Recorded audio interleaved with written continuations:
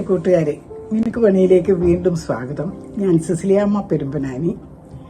ഞാൻ ഇവിടെ ഓസ്ട്രേലിയയിലെ ഒരു ഇംഗ്ലീഷുകാരായ കപ്പിളിനെ കണ്ട വിവരമാണ് ഇന്ന് നിങ്ങളോട് പറയാനുള്ളത്. വളരെ രസകരമായ ഒരു അനുഭവമായിരുന്നു അത്. ഇവർ രണ്ടുപേരും, റോജറും ലിസയും, ഇവര് റിട്ടയേർഡ് അധ്യാപകരാണ്. വലിയ പണക്കൊഴുപ്പുള്ളവരാണെന്ന് എനിക്ക് തോന്നുന്നില്ല. ഏതായാലും രണ്ടുപേരും കൂടെ ഒരു ലക്ഷറി ബോട്ട് എടുത്ത് ഓസ്ട്രേലിയയിലുള്ള ഓരോ പ്രധാന നഗരങ്ങളും സന്ദർശിച്ച് പോവുകയാണ്. ഒരു നഗരത്തിനടുത്ത് വന്ന് ഇതവിടെ നിർത്തിയിട്ട് 3-4 ആഴ്ചകൾ അവിടെ താമസിച്ച് ആ നഗരമെല്ലാം കണ്ട്, സിനിമയൊക്കെ കണ്ട്, അവിടുന്ന് സാധനങ്ങളൊക്കെ മേടിക്കണമെങ്കിൽ മേടിച്ച് രസിച്ച് വീണ്ടും ബോട്ടിൽ കയറി അടുത്ത നഗരത്തിലേക്ക് യാത്രയാകുകയാണ്. രണ്ടുപേരും വളരെ ആഹ്ലാദ ചിത്തരായിട്ടാണ് കഴിയുന്നത്. ഞങ്ങൾക്ക് ഇവരെ പണ്ടേ പരിചയമുള്ളതായതുകൊണ്ട് ഇവർ നല്ല നല്ല ഉല്ലാസവന്മാരാണെന്നുള്ളത് മനസ്സിലാക്കിയിട്ട് തന്നെയാണ് ഞങ്ങൾ അവിടെ പോയത്.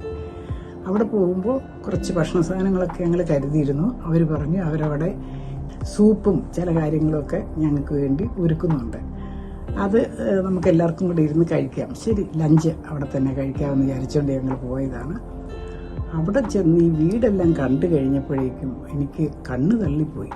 ഇത്രയും സൗകര്യത്തിൽ, ഇത്രയും സുഖത്തിൽ ഈ രണ്ട് പേര് വെള്ളത്തിൽ കൂടെ ഫ്ലോട്ട് ചെയ്തിങ്ങനെ ജീവിച്ചു പോവുക.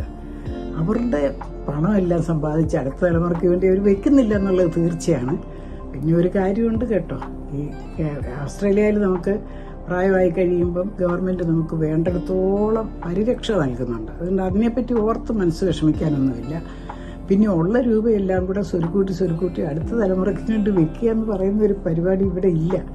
ഇവർ രണ്ടുപേരും കൂടെ രസിച്ചിങ്ങനെ നടക്കുക. ഇനി വീട്ടിൻ്റെ ഉള്ളിലെ കാര്യങ്ങൾ പറയുകയാണെങ്കിൽ ധാരാളം ഇത്രയും 3-4 മുറികളുണ്ട്. ചെറിയ ചെറിയ മുറികളാണ്.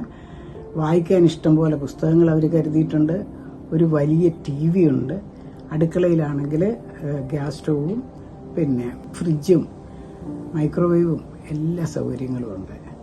കുറേ നേരം ഞങ്ങൾ കയറിയ മുറിയിലിരുന്ന് വർത്തമാനമൊക്കെ പറഞ്ഞതിന് ശേഷം റോജറും എൻ്റെ മകനും കൂടെ അടുക്കളയിലേക്ക് പോയി സൂപ്പ് മൈക്രോവേവിൽ വെച്ച് ചൂടാക്കിക്കൊണ്ട് വരാമെന്ന് പറഞ്ഞിട്ട് അവരവിടെ ചെന്ന് സൂപ്പ് ചൂടാക്കി കോപ്പുകൾക്കകത്തൊക്കെ ഒഴിക്കുന്ന നേരത്ത് ഈ ലിസ അവിടുന്ന് എൻ്റെ അടുത്തേക്ക് കുറച്ച് നീങ്ങിയിരുന്നിട്ട് എൻ്റെ ചെവിയിലെന്ന് പറഞ്ഞതുപോലെ രഹസ്യം പോലെ പറഞ്ഞു, സിസിലിയ, ഈ റോജറിനെ എനിക്ക് കിട്ടിയത് എൻ്റെ ജീവിതത്തിലെ മഹാഭാഗ്യമാണ്.